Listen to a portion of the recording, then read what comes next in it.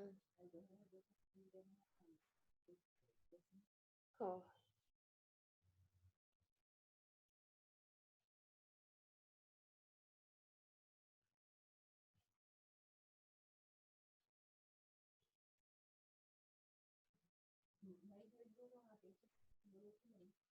Mm.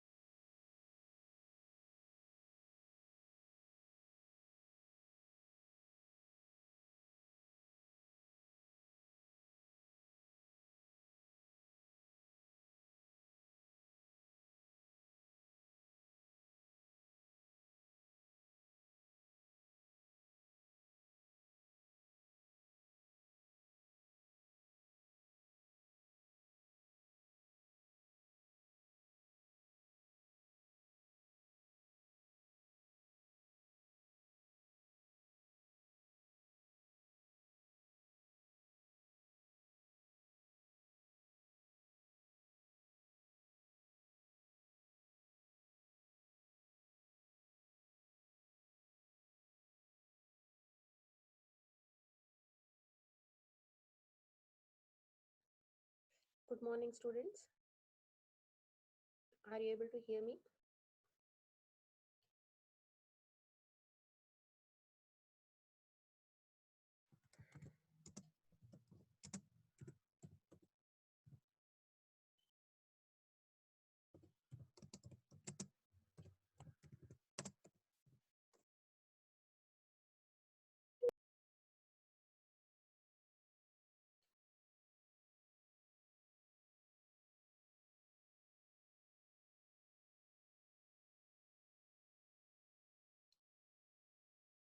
Hello.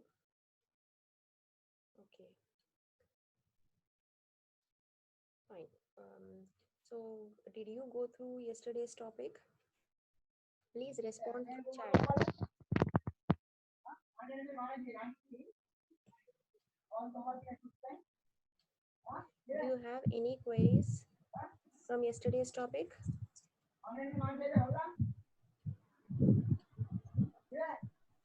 Can I go ahead with the new topic? Please send your replies in chat box.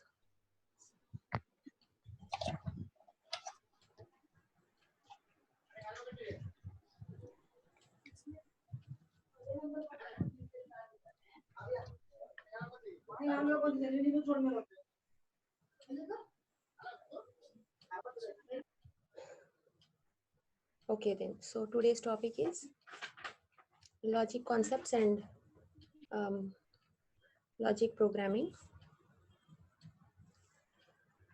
Whatever you might have studied in discrete mathematics, formal proof of logic, similar thing will be covering in this with respect to artificial intelligence, how machine can make conclusions, make deductions from the given set of sentences. That is the idea of studying this logic concepts. There are primarily two types of logic languages. One is propositional logic, another one is predicate logic.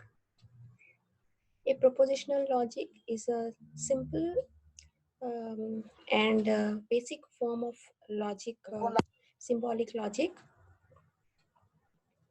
It has sentences which are either true or false, and also it has operators that connect the sentences, and there will be some premise sentences, means which are already known to the machine, and you have to machine has to derive conclusions from the premises. That is done by applying some logical operators on the sentences and obtain the conclusion. That happens in propositional logic. So before studying about propositional logic, we have to understand what a propositional calculus is. It is a language of propositions. Proposition is nothing but a sentence. For example, John studies well. It is a sentence. It can be true or false. So we have a set of sentences, we have set of rules, and we have operators. Logical operators used in propositional calculus are not, and, or, implies, and equivalence. Then we have in this a notion of well-formed formula. A well-formed formula is defined as a symbol or a string of symbols generated by the formal grammar of a formal language. So our formal language is propositional calculus, and formal grammar means it has certain rules to be followed while you are designing the data base of these expressions. Mm, if you follow the correct procedure to come up with that, then it is known as a well-formed formula. In this, there are certain properties of propositional calculus.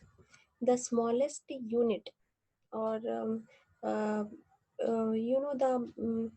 primary element. For example, if you are writing an English statement, a sentence, the English sentence composed of words.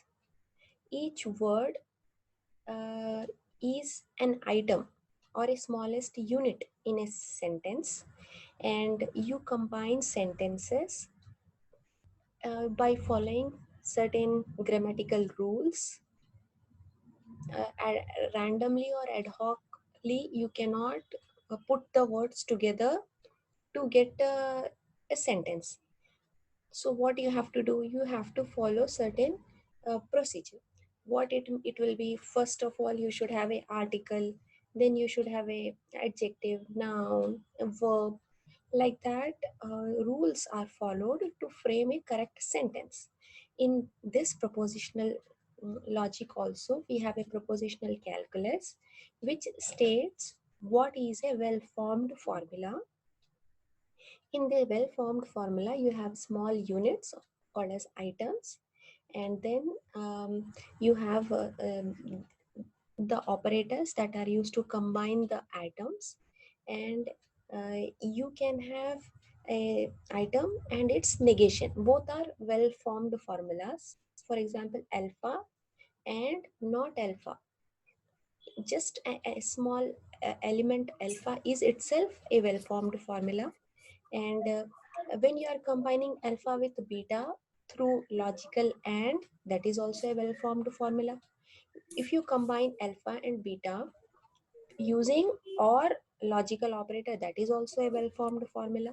Likewise, implies and equivalence, these are the five operators: not, and, or, implies, equivalence. So please remember this. Then a propositional expression is called a well-formed formula if it satisfies the above properties. Whatever above properties we have studied, that the smallest element is called as a item, an item and its negation are well-formed formulas, and two items, when you are combining using logical operators, they are also well-formed formulas. Okay, that is about a propositional calculus. It is a formal language. Before delving deeper into propositional logic and its advantages, we have to study its predecessor, truth table method, to try to understand whether the conclusion reached is true or false.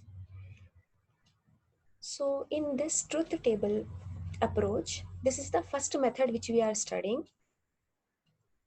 You have to know first of all what are the operate logical operators and their functionalities. As you know, not A and B are two symbols. Not A is the negation of A. A and B, you are performing logical AND operation between A and B values. As you know that you have true value and a false value, because it is, we are dealing with logical values, and or, and this implies and this equivalence. If you look at implies, you might have seen it is like if this then that.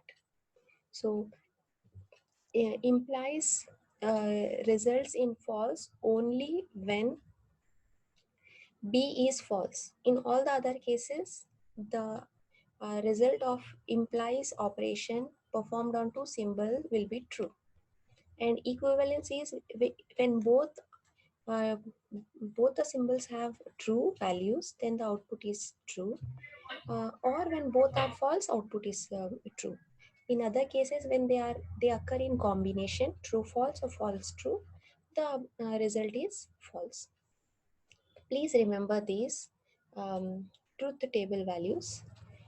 Now let us look at how we can compute the truth table value for uh, this expression which is given: alpha colon A union B and not B implies A. So as I told you, we are beginning with truth table method to understand how we can derive a conclusion. It is all about making machines to give some conclusion.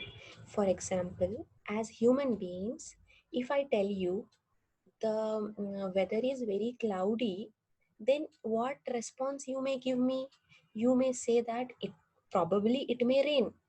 Why you are saying that probably it may rain? Because you know that when it is a cloudy, most of the time it rains.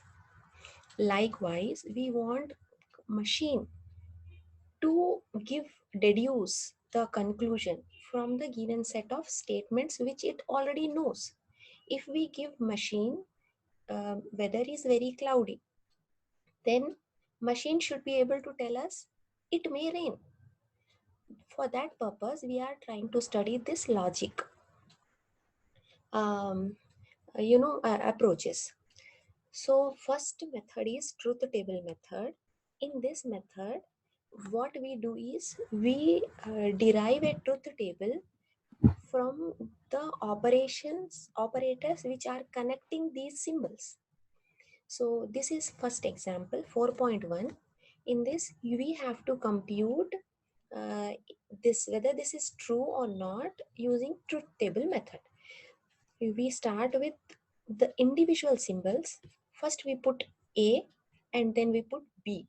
Because these are two variables, how many combinations we get? 2 to the power of 2, which is equal to 4 combinations we get. A, B, true, true, true, false, false, true, false, false. So for two variables, in a truth table method, we get 4 combinations. For three variables, we get 8 combinations because 2 to the power of 3 is equal to 8. Next, first term in this expression is A or B. As we know, OR gives true if any one of the value is true. So in this we get 3 trues and 1 false. Then not B. Not B is also a well-formed formula. B is also a well-formed formula. So if you look at this, what are you doing? You are trying to negate the values of B. So when B is true, not B will be false. When B is false, not B will be true. Next, why did we put not B in this table? Because we have not B implies a term in our expression. When we have this term, instead of directly writing not B implies a value, what we are doing is first we are deriving not B and then we are applying implies operator on not B and A. So not B and A, um, when not B and A will give you false only when A is false. In all the other cases, we get true. From the truth table, we have understood that if A then B, in that scenario, whenever B is having false, the output will be false. In all the other cases, it is true. So if you observe here, we got 3 trues and 1 false. Now the final term unit or an item which is alpha, like it is like a function f. So what is the value of alpha? Alpha is joining A or B.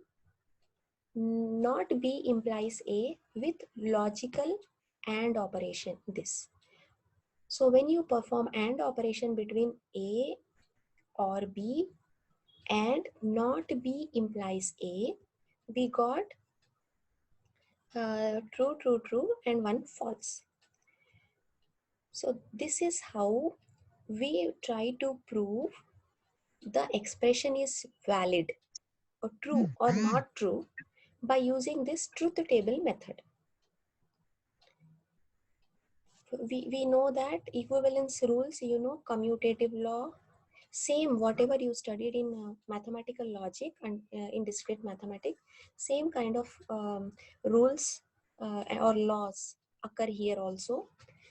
So commutative law, A union B is equal to B union A, and A and B is also equal to B and A. Associative law, double negation, not A is equal to A. So you know this, and a very important law is De Morgan's law. If it is not A or B, it can be written as not A and not B.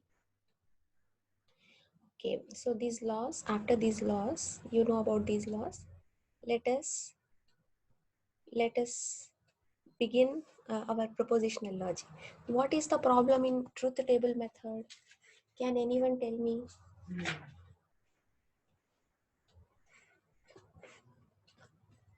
A truth table method, is also a part of propositional logic.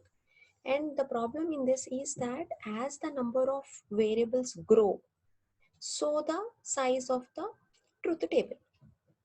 In propositional logic also, what we do is we use propositional calculus rules, and then we create a truth table to analyze whether a conclusion is true or not. So in this we have propositional logic deals with validity, satisfiability, and unsatisfiability. Whether the formula is valid or not valid. If it follows rules, it is valid. If it does not follow rules, it is not valid. Whether it satisfies the rules or whether it does not satisfy the rules. And very important terminology term in this propositional logic is tautology. Tautology means what? It means that it is true. Tautology means true in all the cases. Please remember that if the final function in a truth table give all true values, then we say that it is a tautology. Means it is true under all the interpretations. So please remember these three important terms. A formula alpha is said to be valid if and only if it is a tautology. Means if it gives all true values, then it is a valid and it is a tautology. A formula alpha is said to be satisfiable if there exists at least one interpretation for which alpha is true. In our earlier example, we saw that the final answer we got is 3 trues and 1 false. In that case, it is not called as a tautology. It is called as a satisfiable. Why it is called satisfiable? If there is one interpretation also true, then it is satisfiable. And it is unsatisfiable if all the values we get are false. So three things: tautology, satisfiable, unsatisfiable. Tautology, all truths; satisfiable, at least one is true; unsatisfiable, all false. Okay, now let us look at an example. So this is an argument. If it is humid, then it will rain. And since it is humid, today it will rain. If it is humid, how can we write this?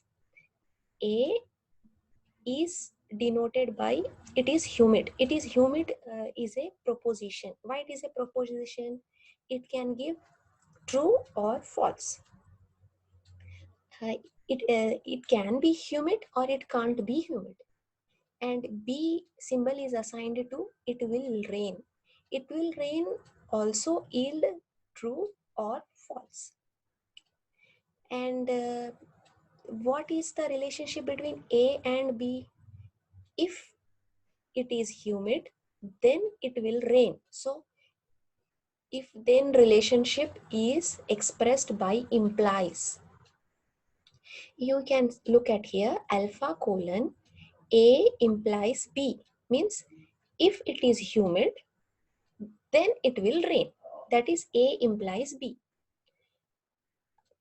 And now what happens? This is a compound sentence. Compound sentence means it is joining multiple items together, multiple smaller elements that is joining into a larger one. So, and since it is humid means A, and it is A. What does it implies? What is the conclusion that you are giving?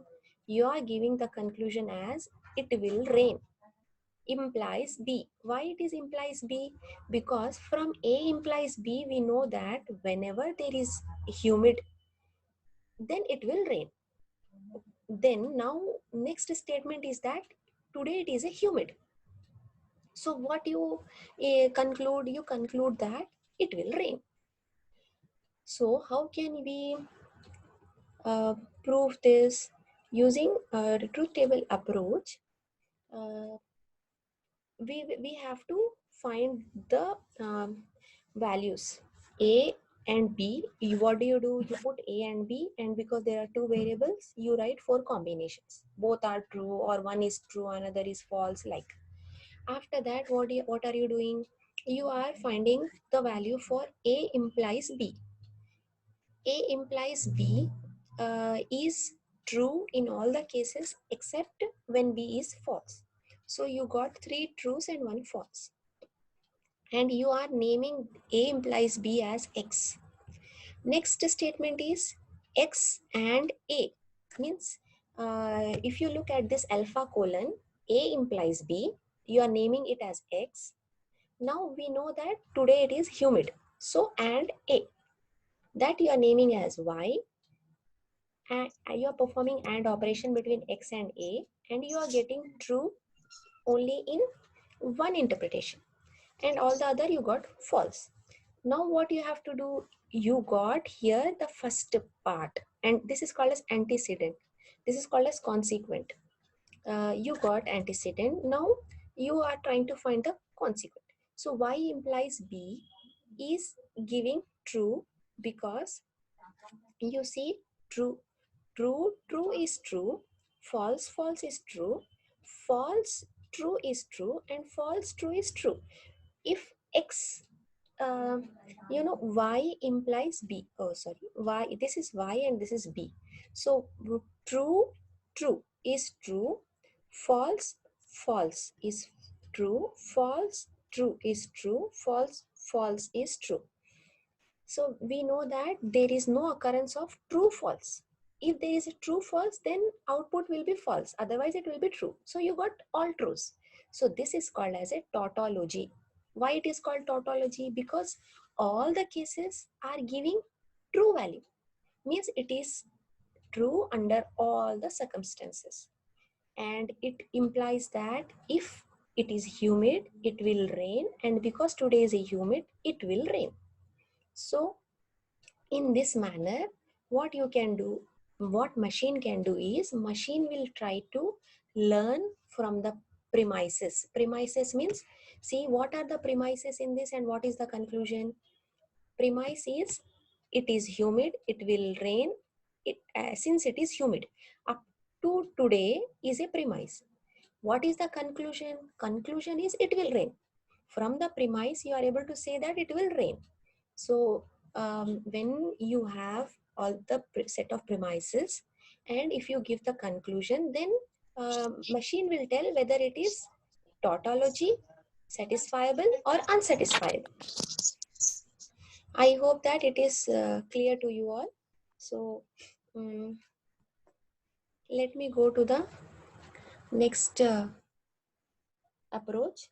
In this approach, what is the problem is, as we know that truth table method grows exponentially. Exponentially means, in case of two variables, you are getting 4 combinations. In case of 4, you get 16 combinations. Likewise, it grows. And also, this method is a very basic form of, um, method for deducing or deriving the conclusions. Now we will look at more sophisticated methods which are used by machine in artificial intelligence to deduce the conclusions. There are 4 types of methods: natural deduction system, axiomatic system, semantic tableau method, and resolution refutation method. Starting with natural deduction. Okay, the first two are called as forward chaining method, and last two are called as backward chaining method. In these first two methods, what you are doing is, you are taking the premise, and then you are making some kind of a guesswork, or you are applying your creativity, and then one after the other you are step by step solving it to get to the conclusion in the first two methods. In the last two methods, you start from the conclusion, and then you derive the premise. So it is like backward chaining. Last two means you start with the conclusion and you reach bottom to top. Out of these four methods, last two methods are more efficient than first two methods. But we will start studying from the first method, natural deduction system. In this, you need to remember these rules. What are these rules? These are the rules that you apply on our expression one after the other to get the conclusion. So which one to apply, that depends on you.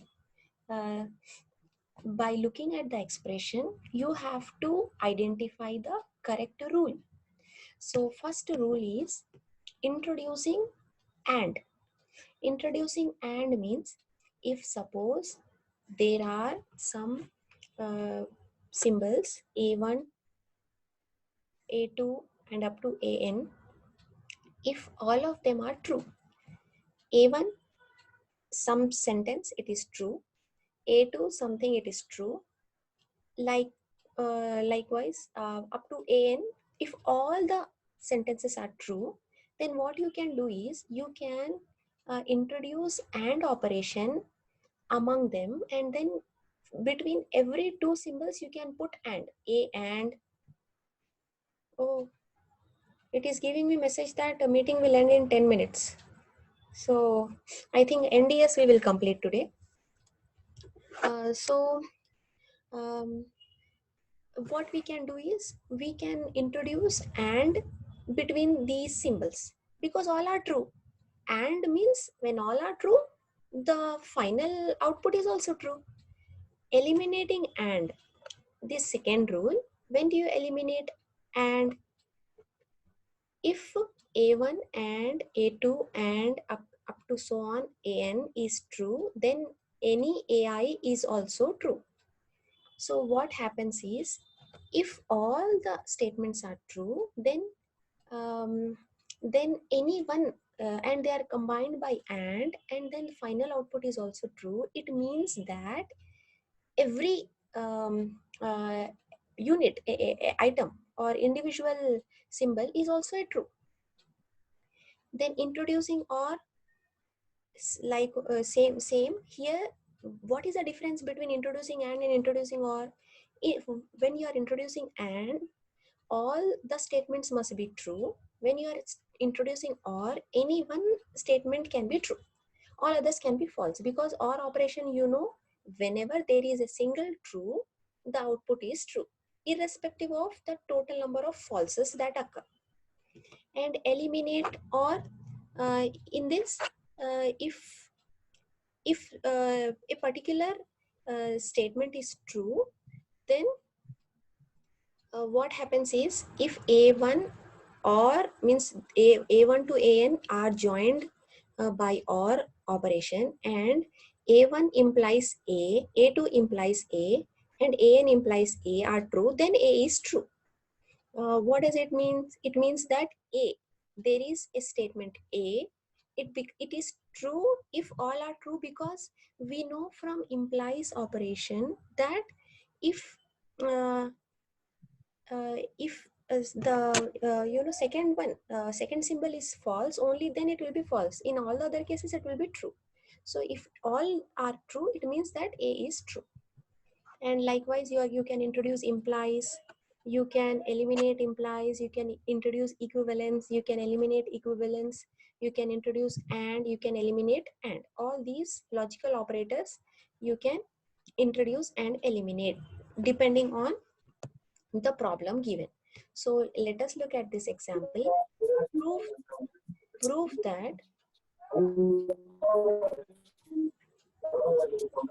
Prove that A and B or C is deduced from A and B.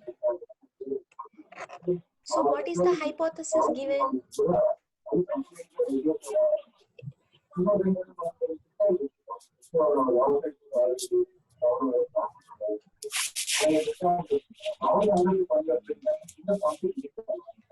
somebody has to. Okay, Naresh. Yes, still we are in fourth semester class. I will start first semester class in 10 minutes. Not first semester, second semester class. So all fourth semester students, please look at this and please mute your audio. Please mute your audio, all of you. Okay, let us look at this problem. What is the problem? We have to prove that A and B or C is deduced from A and B. So our hypothesis given is A and B. What you are doing here? You are eliminating and.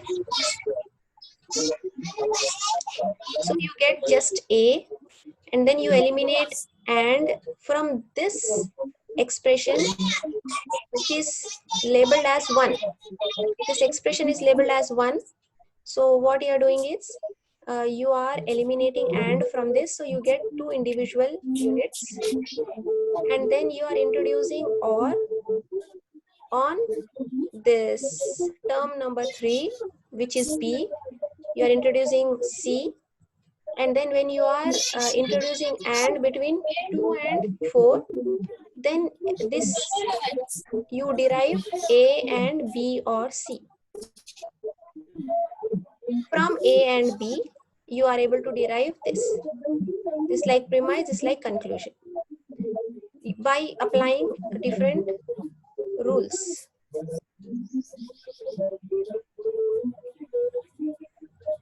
The second example is this. You have to infer A implies B and B implies C. The whole statement implies A implies C. So you have to infer A implies B and B implies C from A implies C. So what you are doing? You start with the hypothesis. A implies B, and then B implies C. They have been given the numbers 1 and 2, and then from A we are inferring C. This is number 3, and then hypothesis A is considered to be hypothesis here, and then when you apply when you combine 1 and 3.1, you get B, and when you combine 2 and 3.2, you get C, and when you introduce implies between on 3, then you get A implies C. Okay, semester 4 students, today we discussed about propositional logic, and then truth table method, and then how we can use truth table method in propositional logic, and we have done 2 derivations, computations, and also we saw that the problem in that is exponential growth. So we saw there are 4 different other methods. From that, first natural deduction method, 2 proofs we have seen. So in tomorrow's class, we will study about the other axiomatic system and other types of deduction systems. So now I'm going to stop fourth sem class.